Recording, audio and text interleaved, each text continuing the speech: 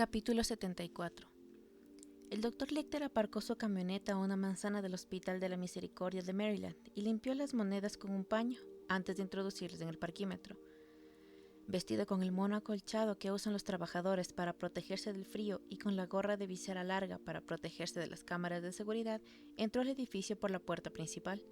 Habían pasado más de 15 años desde la última vez que el Dr. Lecter estuviera en el Hospital de la Misericordia, pero la disposición básica del centro no había cambiado. Encontrarse de nuevo en el lugar donde había iniciado su carrera médica no le produjo la menor emoción. Las áreas restringidas de los pisos superiores habían sufrido una renovación cosmética, pero debían conservar prácticamente la misma distribución que en sus tiempos, si él haciendo copias de los planos que había visto en el departamento de inmuebles no mentían. Un pase de visitante obtenido en el mostrador de la entrada le permitió acceder a las plantas de habitaciones. Recorrió el pasillo leyendo los nombres de los pacientes y los médicos en las puertas. Se encontraba en la unidad de convalecencia postoperatoria, a donde se trasladan a los enfermos que habían sufrido alguna intervención cardíaca o craneal una vez que salían de cuidados intensivos. Cualquiera que hubiera observado al Dr. Lecter avanzar por el pasillo habría pensado que le costaba leer. Movía los labios sin producir sonidos y se rascaba la cabeza de vez en cuando como un retrasado. Al cabo de un rato se sentó en la sala de espera, desde donde podía ver la entrada del pasillo. Esperó hora y media entre ancianas que contaban tragedias familiares y soportó el precio justo en la televisión.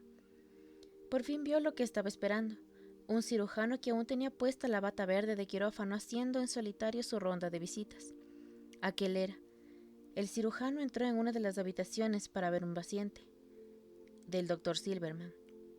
El Dr. Lecter se levantó rascándose la cabeza, cogió un periódico desarmado de una mesita y salió de la sala de espera.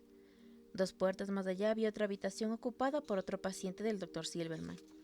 El Dr. Lecter se deslizó dentro. La habitación estaba en penumbra, el paciente completamente dormido, con la cabeza y un lado de la cara aparatosamente vendados. En el monitor, un gusano de luz blanca daba brincos con regularidad. El Dr. Lecter se quitó a toda prisa el mono aislante y se quedó en bata quirúrgica. Se puso fundas de plástico en los zapatos, gorro, mascarilla y guantes. Se sacó del bolsillo una bolsa blanca para basura y la desplegó. El Dr. Silverman abrió la puerta con la vuelta hacia el pasillo mientras hablaba con alguien. ¿Lo acompañaría una enfermera al interior del cuarto? No. El Dr. Lecter cogió la papelera y se puso a echar su contenido en la bolsa de la basura, dando la espalda a la puerta. Perdone, doctor, enseguida me voy, dijo. No se preocupe, respondió el Dr. Silverman, cogiendo la tablilla de los pies de la cama. Continúe con su trabajo, por favor. Gracias, así lo haré, dijo el Dr. Lecter al tiempo que le propinaba un golpe en la base del cráneo con la porra de cuero, poco más que un capirotazo atizado con un simple giro de muñeca, en realidad, y lo sujetaba por el pecho mientras se desplomaba. Siempre sorprendía ver al Dr. Lecter sosteniendo un cuerpo. Tamaño por tamaño, era tan fuerte como una hormiga. Arrastró al Dr. Silverman hasta el cuarto de baño y le bajó los pantalones.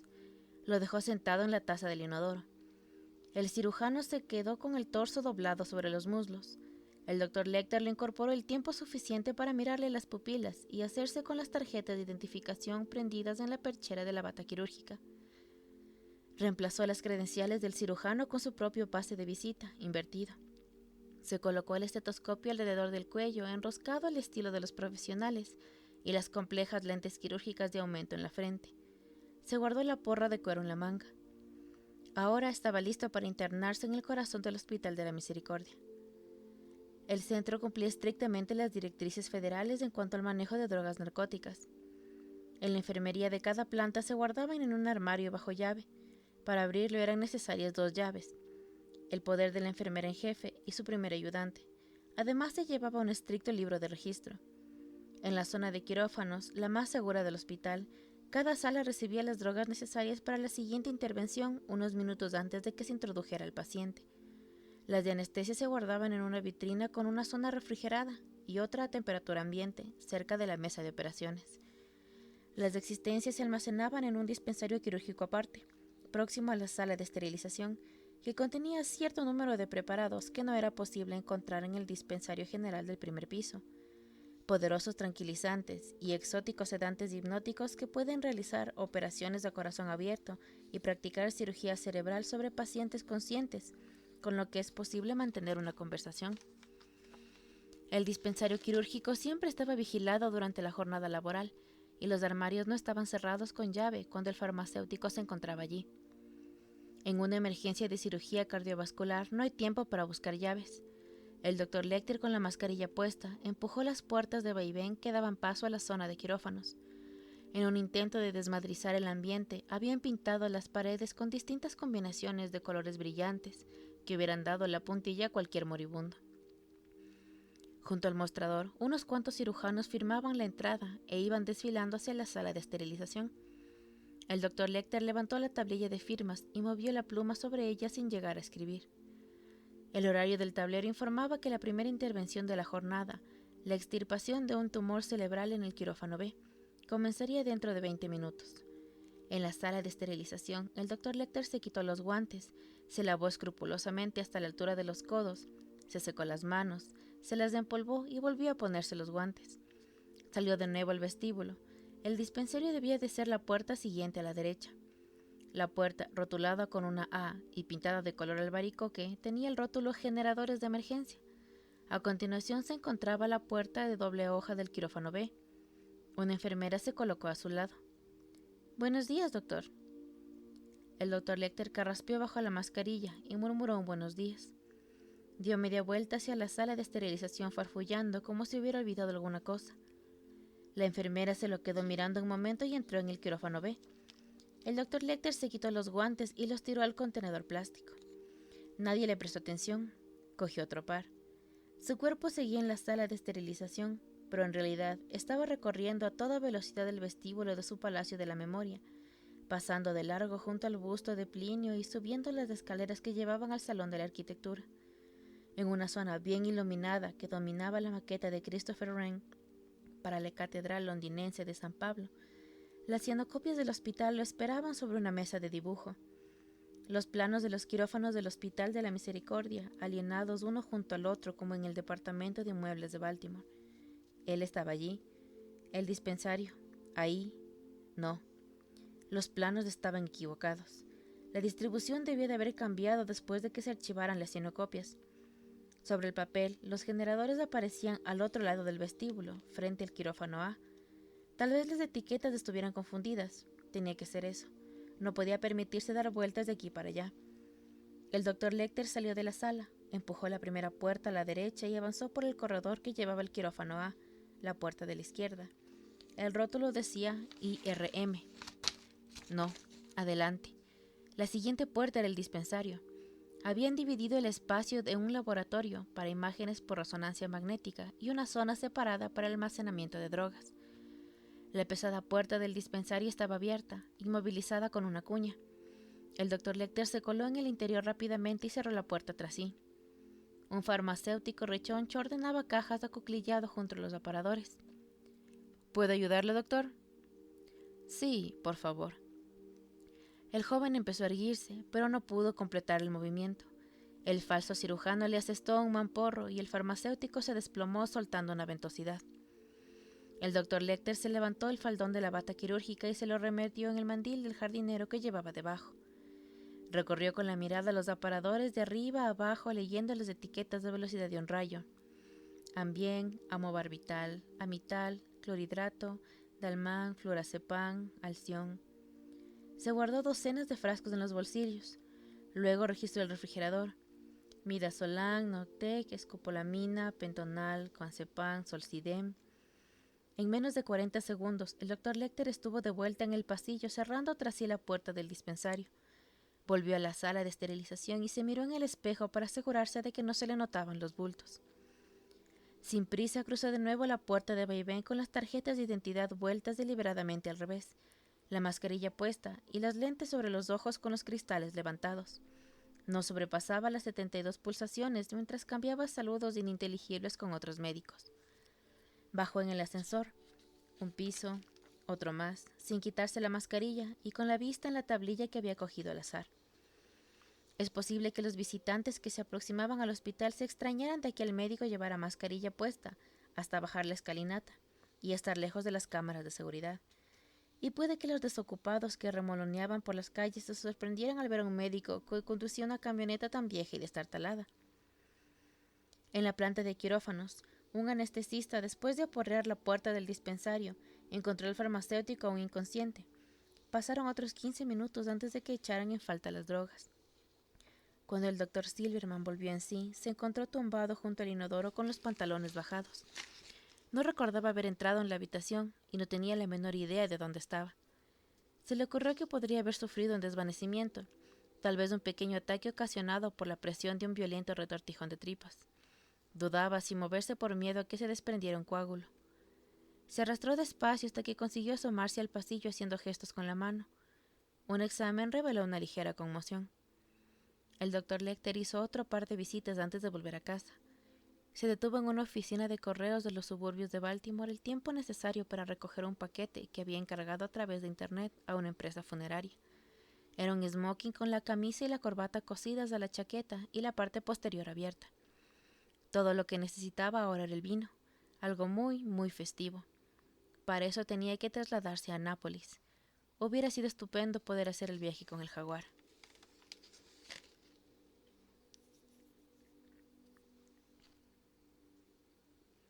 Capítulo 75. Krendler se había abrigado para correr en la calle y había tenido que desabrocharse el chándal para evitar sobrecalentarse cuando Eric Pickford lo llamó a su casa de Georgetown. Eric, vaya a la cafetería y llámeme desde un teléfono público. ¿Cómo dice, señor Krendler? Haga lo que le digo. Krendler se quitó los guantes y la cinta del pelo y los dejó sobre el piano del salón.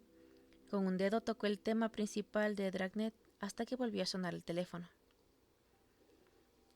Starling ha sido agente técnica, Eric. A saber lo que ha hecho con los teléfonos de su despacho, hay que proteger los asuntos del gobierno. Sí, señor, Starling me ha llamado, señor Krendler. Quería recoger su planta y sus otras cosas, como ese pájaro de tiempo ridículo que bebe en un vaso. Pero me ha explicado algo que funciona. Me ha dicho que me olvidara del último dígito de los códigos postales de las suscripciones a revistas, si la diferencia es de 3 o menos. Dice que el Dr. Lecter podría estar usando varios apartados de correos que estuvieran convenientemente cerca de uno de otros. Y he conseguido un acierto de esa manera. La revista de neurofisiología va a una oficina de correos y el Física Scripta y el Icarus a otra. Están a unos 15 kilómetros de distancia. Las suscripciones son a distintos nombres, pagados por giro postal. ¿Qué es Icarus? Es la revista internacional de estudios sobre el sistema solar. Lecter fue uno de los primeros suscriptores de hace 20 años. Las oficinas postales están en Baltimore. Suelen recibir las publicaciones de alrededor de 10 de cada mes. Tengo otra cosa. Hace un minuto se ha vendido una botella de Chateau... ¿Cómo es? ¿Yikin? Se pronuncia Ican. ¿Qué pasa con eso? Ha sido una de las mejores licorerías de Nápoles. Introduje la venta en la base de datos y coincide con la lista de fechas significativas que elaboró Starling. El programa identificó el año de nacimiento de Starling. El año que hicieron ese vino es el mismo en el que nació ella. El sujeto pagó $325 en metálico y... ¿Eso ha sido antes o después de hablar con Starling? Justo después, hace un minuto. Así que ella no sabe nada. No, debería llamar... ¿Me está diciendo que el vendedor te ha llamado por la venta de una sola botella? Sí, señor. Ella tiene un montón de notas. Solo hay 3 botellas de ese vino en toda la costa este. Starling las tiene localizadas. La verdad, hay que quitarse el sombrero. ¿Quién les ha comprado? ¿Qué aspecto tenía? Un varón blanco, altura mediana, con barba. Iba muy arropado. ¿Tiene cámara de seguridad esa tienda? Sí, señor. Eso es lo primero que les pregunté. Les dije que alguien pasaría para recoger la cinta. Pensaba hacerlo ahora. El dependiente que atendió a ese individuo ha leído el boletín, pero fue a decírselo al dueño, y se trataba de lo habitual. El dueño corrió afuera al tiempo para ver al sujeto, pero cree que no era él, subiendo a una camioneta vieja y marchándose, gris con una prensa de tornillo en la parte trasera. Si se trata de Lecter, ¿cree usted que intenta entregarle la botella a Starling? Deberíamos ponerla sobre aviso. No, lo cortó Krendler. No le digas nada. ¿Puedo avisar a los de Bicap y actualizar el expediente de Lecter? No, lo atajó Krendler. pensando deprisa. ¿Ha habido respuesta de la cuestora sobre el ordenador de Lecter? No, señor. Entonces no puedes poner el día backup hasta que estemos seguros de que Lecter no puede acceder a él. Podría tener códigos de acceso a Pazzi, o Starling podría leerlo y darle el soplo a través de alguna forma, como hizo en Florencia. Vaya, es verdad. No había caído en eso. La Oficina Federal de Annapolis podría recoger la cinta. De eso me encargaré yo personalmente. Pickford le dictó la dirección de la licorería. Sigue con lo de las suscripciones, le ordenó Crenler. Puedes informar a Crawford de eso cuando vuelva al trabajo. Yo organizaré la vigilancia de las oficinas de correos a partir del día 10. Crenler marcó el número de Mason, luego salió de su residencia de Georgetown y trotó hacia el parque Rock Creek.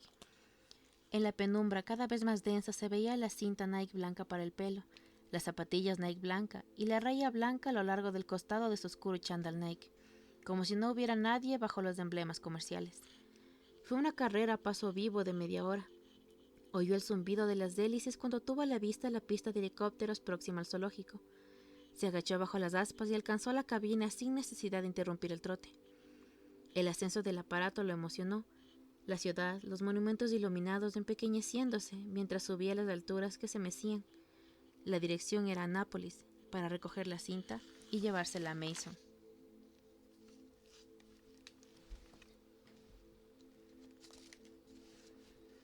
Capítulo 76.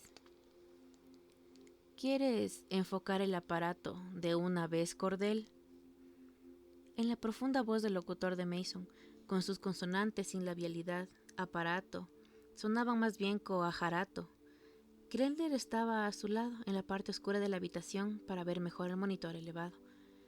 En el calor de aquel cuarto enfermo, se había atado la chaqueta de su chándal de yuppie a la cintura y lucía la camiseta de Princeton. La cinta del pelo y las zapatillas destacaban a la luz del acuario. En opinión de Margot, Crenler tenía hombros de pollo. Cuando él entró, apenas intercambiaron un saludo. No había contador de revoluciones ni tiempo en la cámara de la licorería, y el ajetreo del negocio en vísperas de la Navidad era considerable. Cordell hizo correr la cinta de un cliente al otro lado, a lo largo de un montón de ventanas. Mason mataba el tiempo mortificando a todo el mundo. ¿Qué dijiste cuando entraste en la tienda con tu chándal y enseñaste la chapa de hojalata a Crenler? ¿Que te estabas entrenando para la seguridad de las Olimpiadas? Mason había acabado de perderle el respeto desde que Crenler había empezado a ingresar los cheques. Crenler era incapaz de ofenderse cuando sus intereses estaban en juego. Dije que iba de incógnito. ¿Qué vigilancia le has puesto a Starling? Margot, explícaselo, dijo Mason, que al parecer prefería ahorrar su escaso aliento para los insultos. Hemos traído 12 hombres de nuestro servicio de seguridad de Chicago. Están en Washington. Han formado 3 equipos. Un miembro de cada uno es ayudante del sheriff en el estado de Illinois. Si la policía los sorprende cogiendo a Lecter, dirán que lo reconocieron y que es una acción cívica y bla bla bla. El equipo que lo capture se lo entrega a Carlos, se vuelven a Chicago y aquí no ha pasado nada. La cinta de video seguía corriendo. Un momento. Cordell, retrocede 30 segundos, dijo Mason. Miren eso. La cámara de la licorería cubría el área que iba de la entrada a la caja registradora. En la borrosa imagen, sin sonido de la cinta, se veía entrar a un individuo con una gorra de visera larga, chaqueta de leñador y manoplas. Tenía las patillas largas y llevaba gafas de sol. Dio la espalda a la cámara y cerró la puerta cuidadosamente. ¿Le viste las manos en Firenze, Carlo? Cierto. 5 dedos en la izquierda, ¿o 6? 5. Has dudado. ¿Por qué tenía que decir 5 en inglés? Eran 5, estoy seguro. Mason separó las descarnadas mandíbulas, única forma de sonrisa que le gustaba. Me encanta. Lleva las manoplas para que los 6 dedos sigan en su descripción, dijo. Puede que la fetidez de Carlo hubiera penetrado en el acuario a través de la bomba de aireación. La anguila salió a echar un vistazo y se quedó fuera, dando vueltas y más vueltas, trazando un infinito 8 de Moebius, enseñando los dientes al respirar. Carlo, puede que acabemos de este asunto pronto, dijo Mason. Tú, Piero y Tommaso son mi primer equipo. Confío en ustedes, aunque no pudieron con él en Florencia. Quiero que tengan a Clarice Starling bajo constante vigilancia el día anterior a su cumpleaños, el día de su cumpleaños y el siguiente. Se les revelará cuando esté dormida en su casa. Les daré un conductor y una furgoneta. Perdone, dijo Carlo. ¿Sí? Quiero un rato en privado con el dottore, por mi hermano Mateo. Carlos se santiguó al pronunciar el nombre del difunto. Usted me lo prometió. Comprendo tus sentimientos perfectamente, Carlo. Tienes toda mi comprensión. Mira, quiero dedicarle al Dr. Lecter 2 sesiones. La primera noche quiero que los cerdos le coman los pies con él viéndolo todo desde el otro lado de la barrera, y lo quiero en buena forma para eso. Tráemelo en perfecto estado. Nada de golpes en la cabeza, ni huesos rotos, ni lesiones en los ojos. Luego esperará una noche sin pies, para que los cerdos acaben con él al día siguiente. Hablaré con él un ratito, y después lo tendrás para ti solo durante 1 hora, antes de la última sesión. Te pediré que le dejes un ojo, y que esté consciente para verlas venir. Quiero que se las vea las caras cuando se coman la suya. Si tú, por decir algo, decides escaparlo, lo dejo a tu discreción, pero quiero que Cordell esté presente para cortar la hemorragia. Y lo quiero filmado. El comprador exigió al dependiente lo que quería en cuestión de segundos y lo siguió fuera de la cámara, hacia los boleteros. Pasaron 3 minutos. Por fin regresaron al encuadre. El dependiente limpió el polvo de la botella y la rodeó de borra antes de meterla en una bolsa. El cliente solo se quitó la manopla derecha y pagó en metálico. La boca del dependiente se movió diciendo gracias a la espalda del hombre que se dirigía hacia la salida. Una pausa de unos segundos, y el dependiente llamó a alguien que estaba fuera de cámara. Un individuo corpulento apareció a su lado y corrió hacia la puerta. «Ese es el propietario, el que vio la camioneta», explicó Krendler. «Cordell, ¿puedes hacer una copia y aumentar la cabeza del cliente?» «Estaré en un segundo, señor Berger, pero será borrosa». «Hazlo». «No se quita la manopla izquierda», dijo Mason. «Puede que me haya tomado el pelo con la radiografía que compré». «Pasi dijo que se había operado la mano, ¿no? Que ya no tenía el dedo de más», dijo Krendler. «Puede que Pasi tuviera el dedo metido en donde no le llegara la luz. Ya no sé a quién creer. Tú lo conoces, Margot. ¿Qué dices? ¿Era Lecter?» «Han pasado 18 años», respondió Margot. «Solo asistí a 3 sesiones con él y siempre se quedaba detrás de su escritorio. No daba paseos por el despacho. Era muy tranquilo. De lo más que me acuerdo es de su voz». Se oyó a Cordell en el interfón. «Señor Berger, ha venido Carlo». Carlo olía a cerdo, o peor. Entró en la habitación sosteniendo el sombrero contra el pecho y el hedor embutido de jabalí rancio que emanaba de su cabeza obligó a Krendler a expulsar aire por la nariz. En señal de respeto, el secuestrador sardo inmovilizó en la boca el diente de venado que masticaba. «Carlo, mira esto». «Cordell, rebobina hasta el momento en el que entra en la licorería». «Ese es el estronzo desgraciado», dijo Carlo, antes de que el sujeto del video hubiera dado 4 pasos. «La barba es reciente, pero tiene la misma forma de moverse». «¿Y si se desangra en el primer día del corral?» «No se desangrará, ni morirá durante la noche. Lo que hará esa noche es esperar mirándose los muñones. Cordell se ocupará de eso y reemplazará sus fluidos corporales. Supongo que necesitará un gotero intravenoso para toda la noche, puede que 2. O 4 si hace falta», se oyó decir por los altavoces a la voz desencarnada de Cordell. «Puedo hacerle incisiones en las piernas». «Y tienes mi permiso para escupir en los goteros al final, antes de que lo lleves al corral», dijo Mason a Carlo con su tono más cordial. «O correrte en ellos si lo prefieres». El rostro de Carlos se iluminó al imaginarlo. Luego se acordó de la musculosa señorina y le dirigió una mirada culpable de reojo. Gracia mille. Perdone. ¿Podrá venir a verlo morir? No lo sé, Carlo. El polvo de los graneros me sienta fatal. Quizá tenga que verlo por la tele. ¿Me traerás alguno de los cerdos? Quiero tocar uno. ¿A esta habitación? Perdone. No, ya me bajarán un momento conectado a la fuente de alimentación. ¿Tendré que dormirlo? Perdone, dijo Carlo, dubitativo. Mejor una cerda. Tráele al césped delante del ascensor. Puedes usar el elevador de carga sobre la hierba. ¿Piensan hacerlo con la furgoneta o con la furgoneta y un coche? Preguntó Krendler. ¿Carlo? Con la furgoneta sobra. Necesito un conductor. Tengo algo mejor para usted, dijo Krendler. ¿Se puede dar más luz? Margot accionó el interruptor y Krendler dejó su mochila sobre la mesa junto al frutero.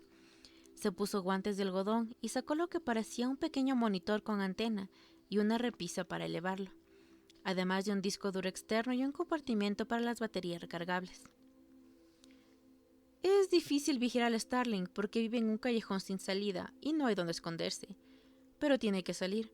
Es una fanática del ejercicio al aire libre, los informó Krendler. Ha tenido que apuntarse a un gimnasio privado porque no puede seguir visitando el del FBI. La pillamos aparcada ante el gimnasio el jueves y le pusimos una baliza debajo del coche. Es una de esas con ánodo de níquel y cátodo de cadmio y se recarga cuando el motor se pone en marcha. Así que no la descubrirá por quedarse sin batería. El programa informático incluye estos 5 estados contiguos. ¿Quién va a manejarlo? Cordell, ven aquí, dijo Mason. Cordell y Margot se arrodillaron junto a Krendler y Carlos se quedó de pie junto a ellos con el sombrero a la altura de las narices de los otros. Miren esto, dijo Krendler accionando el interruptor. Es como el sistema de navegación de un coche, excepto que muestra dónde está el coche de Starling. En la pantalla apareció un plano del centro de Washington. Se hace zoom y se mueve el área con las flechas, ¿lo ven? Ahora no indica nada. Una señal de la baliza en el coche de Starling encenderá al piloto y se oiría un pitido. Entonces se busca la fuente en la vista general y se utiliza el zoom. El pitido va más rápido conforme nos acercamos. Aquí está en el barrio de Starling a escala en plano callejero. No hay señal del coche porque estamos fuera de cobertura.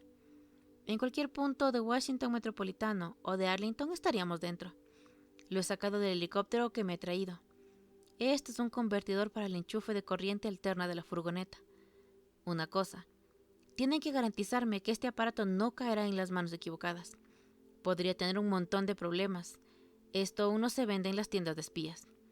O me lo devuelven o lo tiran al fondo del Potomac. ¿Entendido? ¿Lo has entendido, Margot?, preguntó Mason. Tú también, Cordell. Que cojan a Mowgli del conductor y lo ponen al corriente.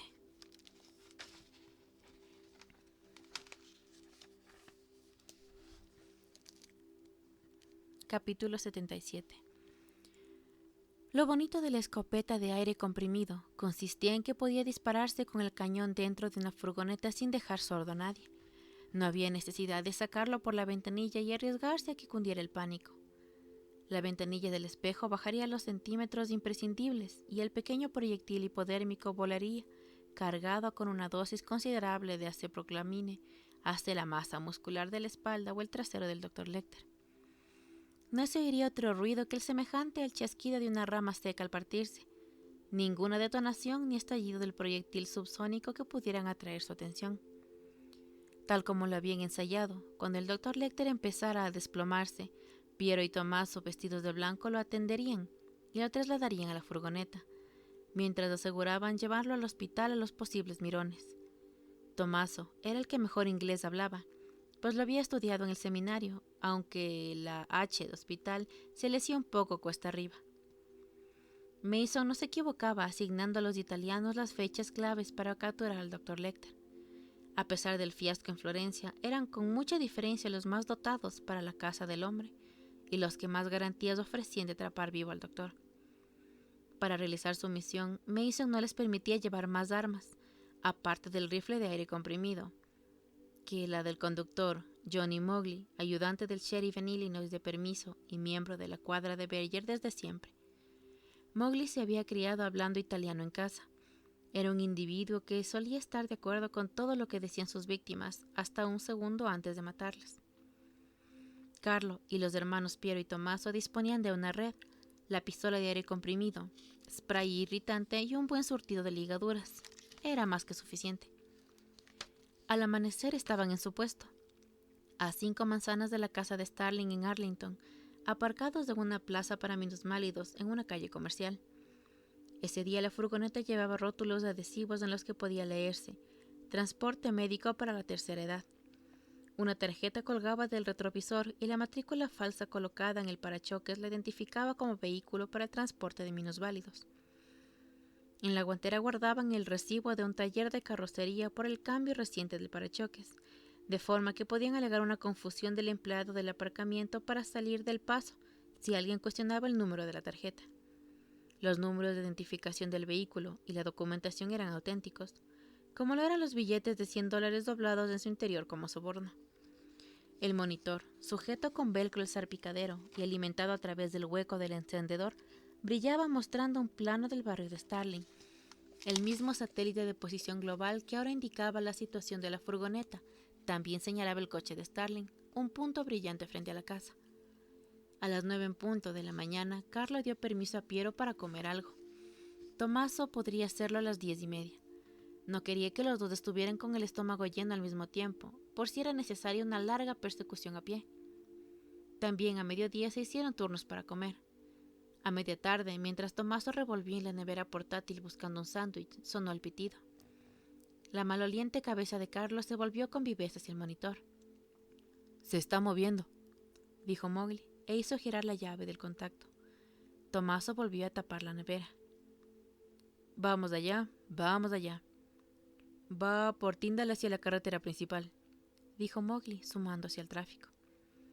Podía permitirse el lujo de seguir a Starling a 3 manzanas de distancia, con lo que no había forma de que la mujer lo descubriera. Eso impidió que Mowgli viera la vieja camioneta gris que avanzaba una manzana detrás de Starling, con un árbol de Navidad sobresaliendo por la parte de atrás. Conducir el Mustang era uno de los pocos placeres que nunca le decepcionaban. El potente vehículo sin ABS ni dirección asistida era imprescindible en las calles resbaladizas la mayor parte del invierno.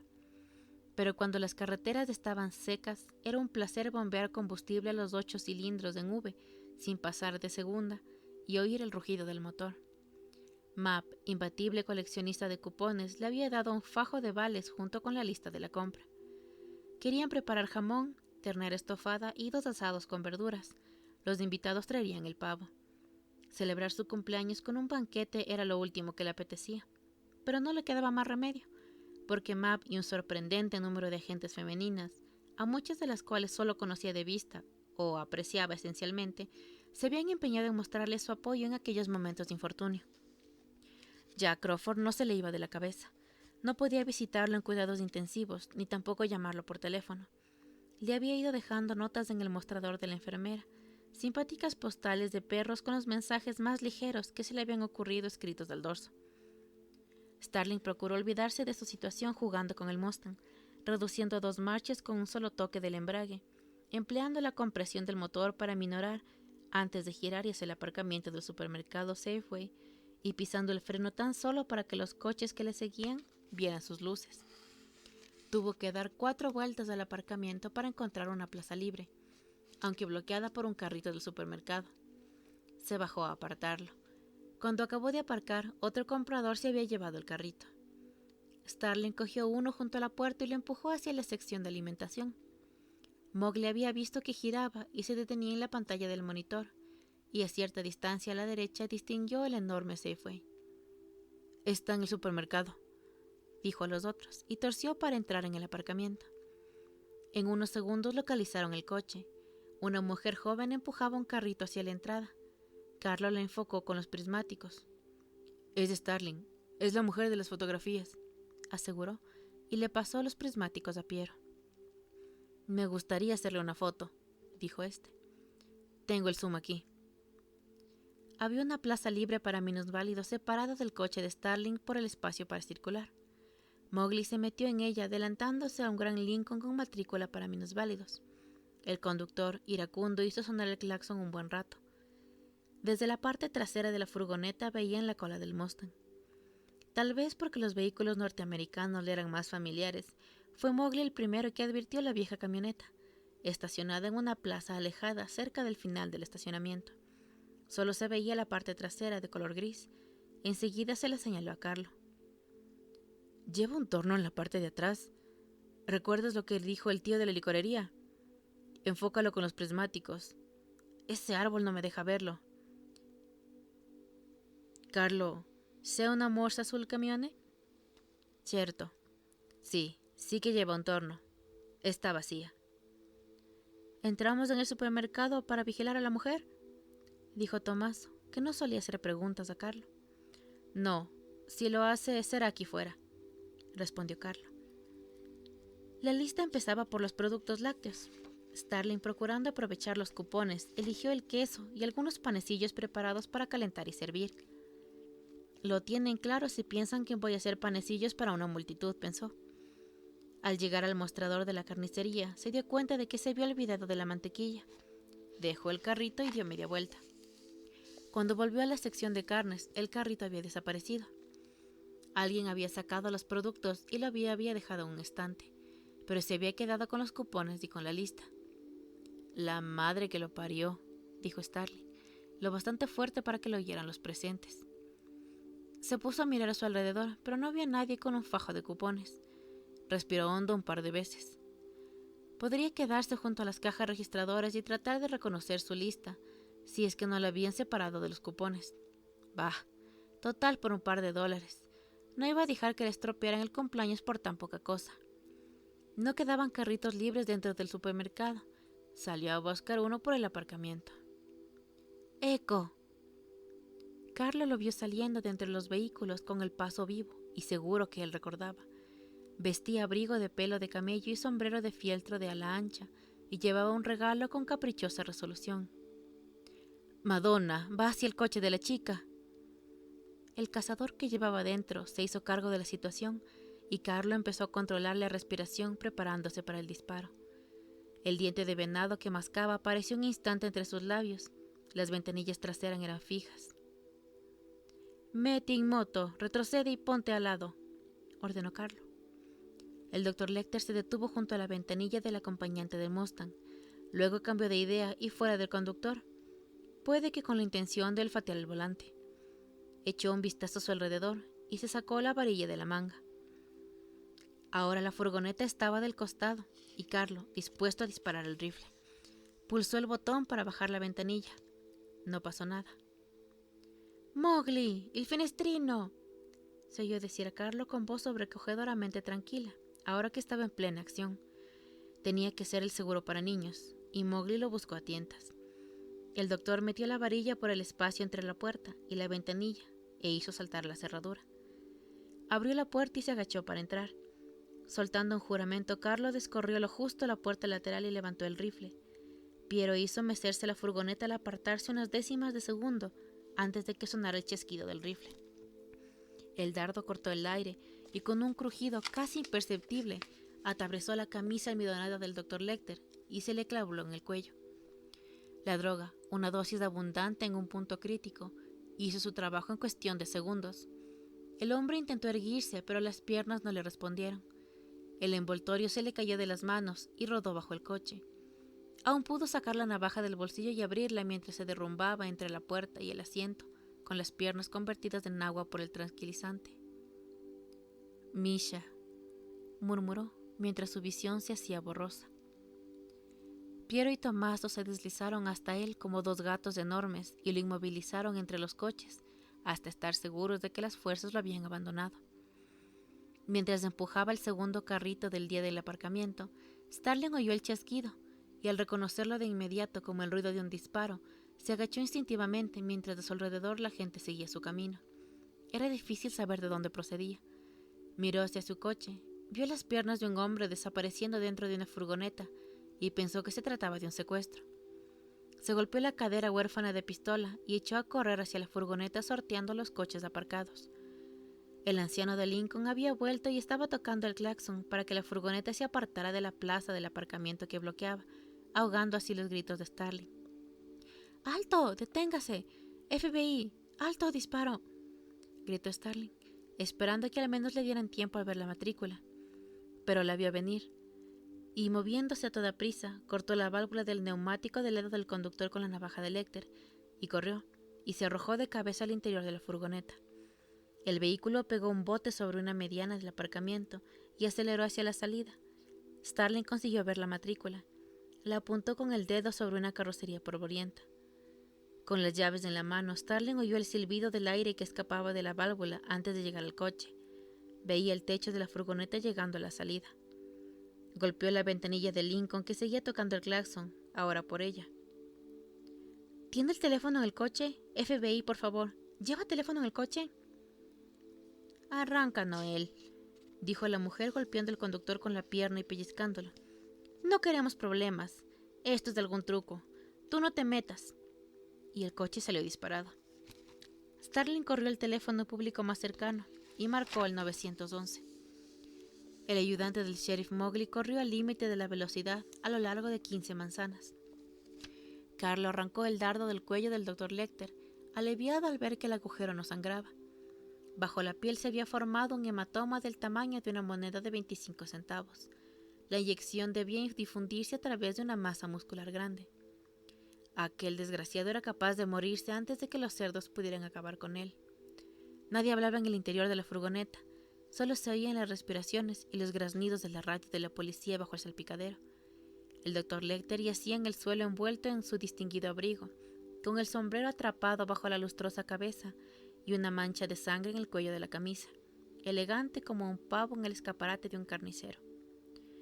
Mowgli se metió en un garaje y subió hasta el 3er nivel, donde se detuvieron el tiempo justo para arrancar las pegatinas de los costados de la furgoneta y cambiar las matrículas. No valía la pena. Mowgli rió para sus adentros cuando la radio de la policía emitió un boletín. La operadora del 911, malinterpretando al parecer la descripción de Starling, que le había hablado de una furgoneta o minibús gris, emitió una llamada a todas las unidades para buscar un autobús de línea Greyhound.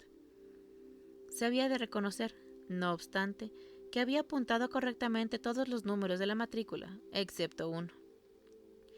Igual que en Illinois, dijo Mowgli.